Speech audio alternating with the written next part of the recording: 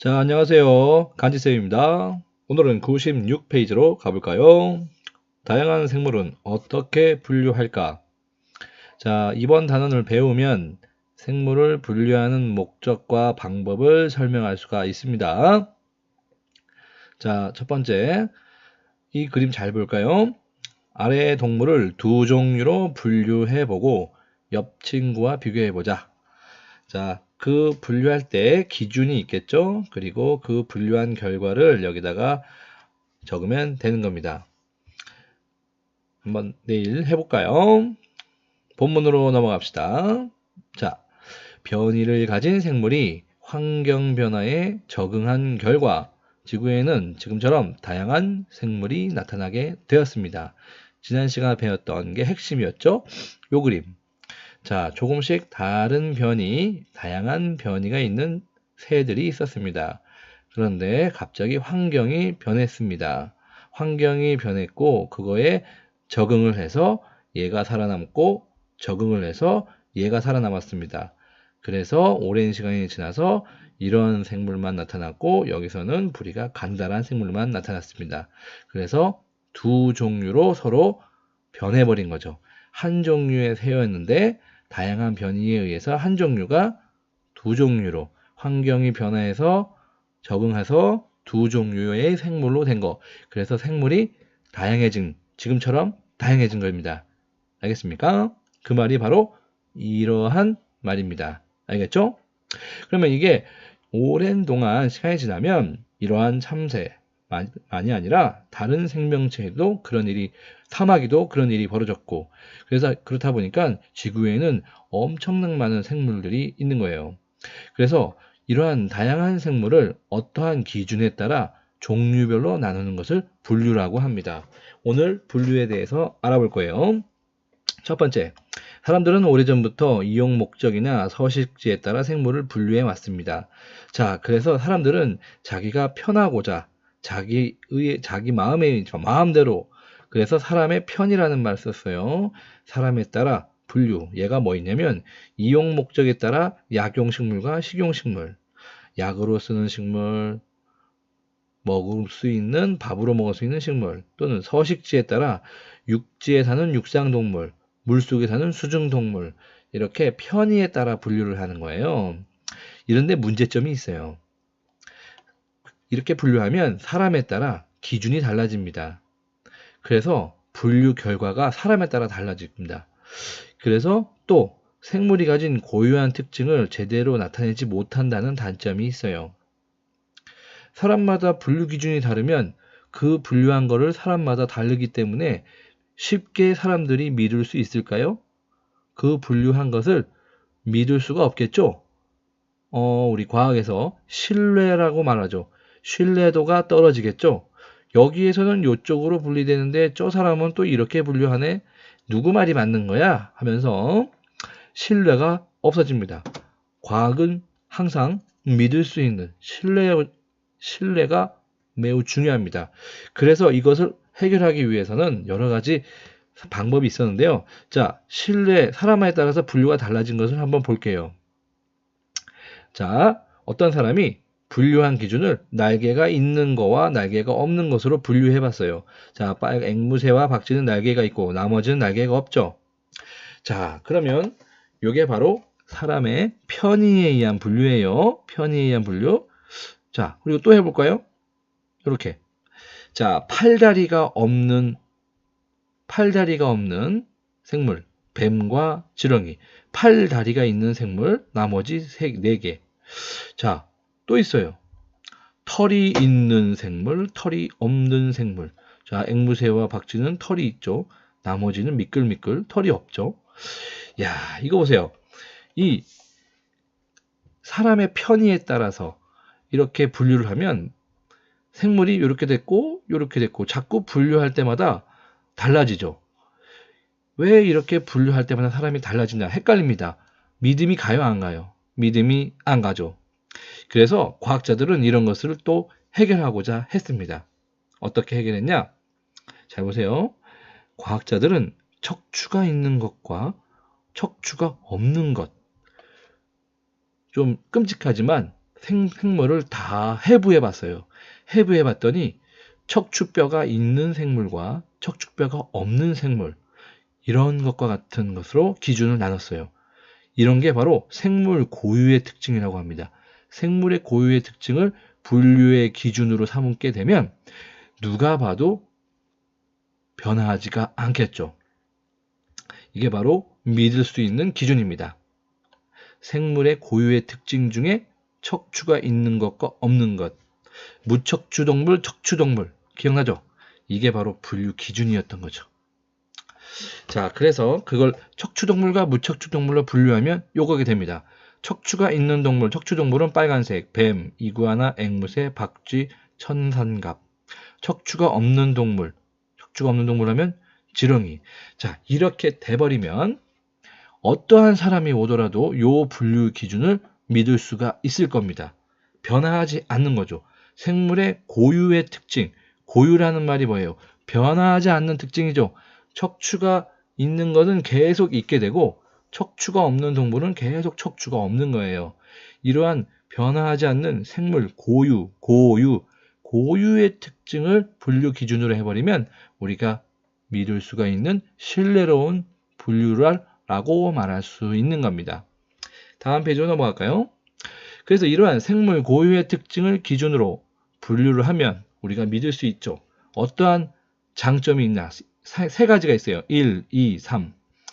그 생물이 사이에 가깝고 먼 관계를 알 수 있고 또 계속 발견되는 새로운 생물을 어떤 것인지 찾아볼 때 많은 시간과 노력을 줄일 수 있으며 세 번째, 같은 무리에 속하는 생물의 특징을 짐작할 수가 있어요. 찾아볼게요. 예를 들어서 자, 척추동물과 무척추동물로 나눠봤어요. 자, 척추동물들끼리는 서로 가까운 관계예요. 무척추동물끼리도 가까운 관계예요. 그런데 토끼하고 지렁이는 서로 멀리 떨어져 있는 생명체예요. 전혀 상관이 없는 멀리 떨어져 있는 생명체예요. 그래서 척추동물과 무척추동물은 서로 멀다. 같은 동물끼리는 가깝다. 이렇게 우리가 파악할 수가 있는 겁니다. 자, 두 번째, 새로운 생명체가 나타났어요. 지구에서 발견됐는데 이 새로운 생명체가 해부를 했더니 척추가 있다면 여기에 속하겠죠. 척추가 없으면 여기에 속할 겁니다. 자, 바로 이게 뭘까요? 시간과 노력을 줄일 수가 있다라는 겁니다. 우리가 이게 어떻게 분류하는지를 해부를 통해서 빠르게 분류할 수가 있어서 시간과 노력을 줄일 수가 있습니다. 자, 세 번째, 복어인데요. 이 복어는 아주 독이 있죠. 그래서 식당에서는 독을 잘 제거해서 먹는 겁니다. 그러면 복어 무리에 속하는 물고기들은 독을 가질 가능성이 있겠구나라고 우리가 짐작을 할 수 있는 거예요. 당연하죠? 예를 들어서 침팬지와 오랑우탄 비슷한 무리에 속한 거죠. 비슷하게 또 생겼고 얘네들은 척추동물입니다. 그러면 얘네들의 특징을 서로 비슷하다라고 짐작할 수가 있을 겁니다. 자, 입이 좀 크고 여기 머리가 이렇게 이 정도 하고 자, 이렇게 같은 무리에 있으면 특징을 짐작할 수 있다는 이런 장점이 있습니다. 그래서 1번, 2번, 3번이 생물에 분류하는 장점 3가지고 그러면 분류 기준은 무엇이 있을까요? 분류 기준은 4가지입니다. 겉모습, 속구조, 번식하는 방법, 유전적 특징입니다. 예를 들어 보겠습니다. 자, 지금 아주 8개가 분류가 되어 있습니다. 자, 처음에 어떻게 분류됐을까요? 식물과 동물로 분류됐죠. 이 분류 기준은 고유의 특성 중에 겉모습에 의해서 식물, 움직이지 않는 동물하고 움직이는 겉모습입니다. 그리고 다시 식물에서는 이렇게 분류됐죠. 떡잎이 한 장의 식물, 벼보리, 떡잎이 2장의 식물, 장미, 강낭콩. 이 떡잎이라는 것은 식물이 땅에서 자랄 때 처음 크기 전에 이렇게 이파리가 2개, 여기는 이파리가 하나죠. 그래서 이런 것들을 떡잎이라고 하는데 그거의 겉모습에 의해서 이렇게 나눌 수가 있습니다. 자, 여기 볼까요? 여기 척추가 있다, 없다. 이거는 무엇일까요? 자, 척추는 보입니까? 안 보입니까? 안 보이기 때문에 얘네는 속구조입니다. 해부를 해봤을 때 여기 나비와 오징어는 척추가 없는 것이고 여기는 척추가 있는, 보고와 고양이는 척추가 있다. 그래서 얘네들은 속구조입니다. 자, 그러면 고양이와 보고는 뭘까요? 뭐에 의해서 분류했을까요? 나중에 배우겠지만 번식 방법입니다. 이 번식 방법에 의해서 이렇게 분류했습니다. 지금 또 나비와 오징어는 겉모습이에요. 얘는 마디가 있는데 얘는 마디가 없어요. 이렇게 겉모습, 속구조, 번식 방법 등이 생물 고유의 특징인 거예요. 이 특징은 변하지가 않는 거예요. 그래서 이 기준으로 인해서 생물을 분류하면 믿을 수 있는 신뢰로운 분류라고 할 수가 있는 겁니다. 여기 볼게요. 내일 이걸 할 건데, 자, 땅 위에 사는 동물이 있어요. 땅 위에 사는 동물은 나비, 고양이. 맞죠? 물속에 사는 동물은 오징어, 보고예요. 그러면 이렇게 분류를 했는데 이게 바로 어떤 분류일까요? 생물 고유의 특징을 기준으로 분류한 것일까요? 사람 편의에 따라 분류한 것일까요? 그것을 맞추고 근거까지 이야기해보자. 자, 정답은 사람 편의에 따른 분류예요. 왜 그럴까요? 사람 편의에 따라 분류한다는 것은 요거예요. 근거는 서식지에 따라 분류해서 그래요. 서식지는 바뀔 수가 있어요. 바뀔 수가 있어요. 서식지. 갑자기 물속에 살다가 갑자기 육지에도 살 수 있거든요. 올챙이가 개구리가 되면서 육지에 살다가 바다에 살다가 물에 살다가 물에 살다가 물 위, 육지에 살게 됐죠. 이러한 예외가 있어요. 그래서 믿을 수가 없어요. 사람이 편의에 따른 분류고 그 이유는 서식지에 따라 분류했는데 자세히 더 알아볼게요. 96페이지로 가서 자, 사람이 편의에 따른 분류 두 가지가 있어요. 이용 목적에 따라 약용식물과 식용식물, 서식지에 따라 육상동물, 수중동물, 또 하나 더 있어요. 적으세요. 식성입니다. 자, 소는 초식동물이죠. 호랑이는 육식동물이죠. 예, 이거는 우리가 언뜻 보면은 생물의 고유한 특징이라고 볼 수 있는데 얘네들은 생물의 고유한 특징이 아니에요. 자, 약용식물이 먹을 수도 있거든요. 사람에 따라서. 약용식물, 버섯, 약으로 쓰다가 우리가 먹을 수도 있죠. 그리고 육상동물과 수중동물. 자, 올챙이는 물속에 살다가 나중에 커서 개구리가 돼서 육상으로 바뀌죠. 그래서 얘는 계속 달라질 수 있다는 거예요. 자, 식성 볼게요. 자, 초식동물, 육식동물. 또 돼지는 잡식인데 돼지 같은 경우에는 초식만 주면 초식이 되고 육식만 주면 육식이 되는 거예요. 강아지 뭘까요? 강아지 개밥 먹을까요? 사료? 아니에요. 강아지도 고기, 풀 다 먹어요.